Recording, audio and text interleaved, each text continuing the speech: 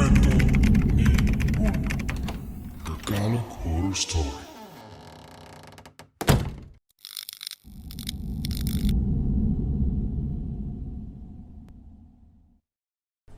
Rosario ni Lolo.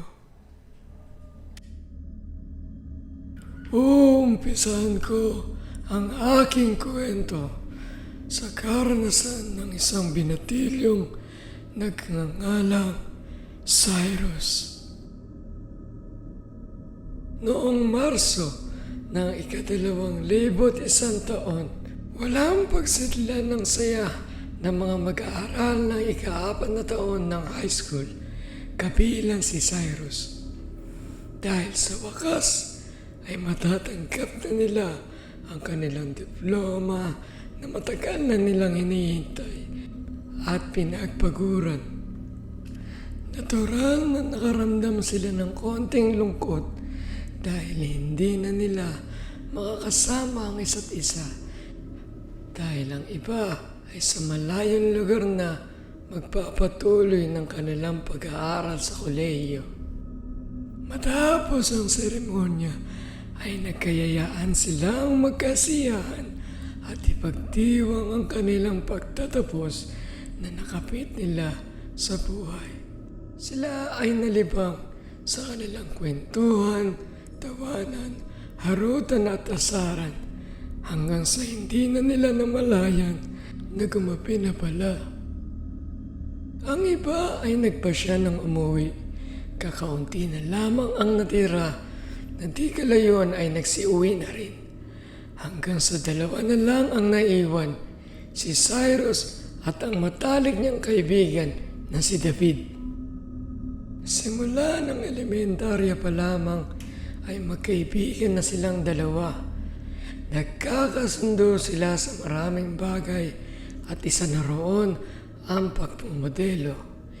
Hindi mapagkaila na may kaya ang pamilya ni David, lalo pat insik ang kanyang mga magulang at marami pa silang negosyo. Noong gabi ring iyon ay niyaya ni David si Cyrus na doon na lang sa bahay nila matulog. Agad naman nagpaalam si Cyrus sa kanyang magulang gamit ang telepono. Pumayag naman ang magulang nito, lalo't pat kilala naman nila si David at ang mga magulang nito. Nang makarating sila sa bahay ni David, ay wala rito ang mga magulang niya. Napag-alaman lamang nila mula sa kasambahay na si Manang Belen na nasa isang business trip ang magulang niya, kaya bukas pa ito makakauwi. Noong gabi rin iyon, ang tanging kasama lang nila sa kanilang bahay ay si Manang Belen, Yaya Nora at si Mang Tasyo na driver nila. Pagpasok pa lamang nito sa bahay ay nakakamangha na dahil sa sobrang linis, ayos at ganda ng lahat ng kagamitan. Ang kabuuan ng bahay ay mayroong 4 na palapag. May 2 kwarto sa unang palapag, 5 kwarto sa pangalawa at pangatlo. Ngunit, nagtaka si Cyrus nang sabihin ni David sa kanya na mahigpit na ipinagbabawal ang pagpunta sa ika-4 na palapag. Sa tagal kasi nilang magkaibigan, ay ito pa lamang ang unang beses na nakapasok si Cyrus sa kanilang tahanan. Naguluhan man ay sinawalang bahala na lamang ni Cyrus ang bili ni David. Ngunit hindi niya inaasahan ang mararanasan niya sa bahay ni David noong gabing iyon. 12:00 na madaling araw nang dalawa ng antok si Cyrus. Nasa 2 palapag sila ni David at silang 2 na lang ang gising ng oras na iyon dahil nanonood pa sila ng palabas. Dahil antok na ay hinatid na ni David si Cyrus sa kanyang tutulugan sa unang palapag. Pagkahatid ay agad naman itong bumalik sa ikalawang palapag at tumiretso na sa kanyang silid. Bandang 3:00 ng madaling araw, naalimpungatan si Cyrus dahil sa tawag ng kalikasan. Lumabas ito upang tunguhin ang palikuran. Madilim ang paligid, wala siyang makita. Nang matuntun niya ang palikuran ay agad naman itong pumasok.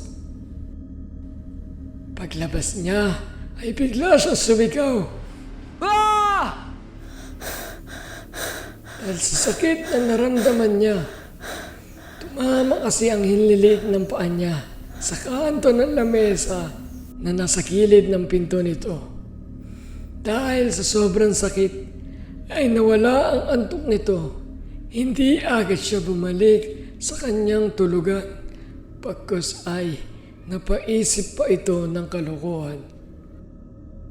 Naalala niya ang pili ni David na huwag pupunta sa ika-4 na palapag.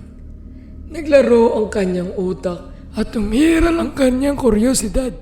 Dahil wala namang ibang taong gising ng mga oras na iyon at agad siya itong tinungo. Pagkarating niya sa ika-4 na palapag, bumungad sa kanya ang malawak na kusina. Nagtaka siya kung bakit pinagbabawal ng pumunta rito, samantalang araw-araw naman nandito ang mga kasambahay upang magluto. Nang wala na siyang madiskubring kakaiba, ay tinungo niya na lamang ang refrigerator. Nagsimula siya maghanap ng makakain. Habang naghahanap ng makakain si Cyrus, ay narinig niya ang mga yapak na papalapit sa kanya. Hindi pa siya agad gumalaw noong una sa takot na baka si David ito at mahuli siya na nasa ika-4 na palapag. Maya-maya pa ay huminto ito sa likod niya. Paglingon niya ay tumumbat sa kanya ang isang matandang lalaki. Matangkad ito at maputi. Medyo malusog din ang pangangatawan at may dala-dala itong rosaryo. Naisip ni Cyrus na baka ito ang lolo ni David, kaya agad niya itong binati na magandang umaga po at binati rin siya nito pabalik. Nagkwentuhan sila na animoy maglola na nagkakamustahan. Tumagal din ng ilang minuto ang kwentuhan nila hanggang dinalaw na si Cyrus ng antok. Magpapaalam na sana si Cyrus sa lolo nang iabot nito sa kanya ang daladalang rosaryo. Sinabi nito na magdasal muna bago matulog habang hawak ang rosaryo. Nang iabot sa kanya ang rosaryo, naramdaman niya na sobrang lamig ng kamay nito at pati ng rosaryo. Iniisip na lamang niya na baka dahil ito sa lakas ng aircon, tinanggap na lamang niya ito at nagpasalamat sa matanda at bumalik na siya sa kanyang silid at tuluyan na nagpahinga. Kinaumagahan ay pinuntahan ni Manang Belen si Cyrus sa kanyang silid upang gisingin at ayain ng mag-almusal. Pagkapasok niya sa kwarto, ay napansin niyang may hawak na rosaryo si Cyrus habang ito'y natutulog. Baka sa mukha nito ang pagtataka. Nang magising si Cyrus, ay agad tinanong ni Manang Belen kung saan niya nakuha ang rosaryo. Sinabi naman ng binatilyo na binigay ito sa kanya ng isang matandang lalaki na tinatawag niya pang ang lolo. Naputol ang kanilang usapan nang biglang dumating si David.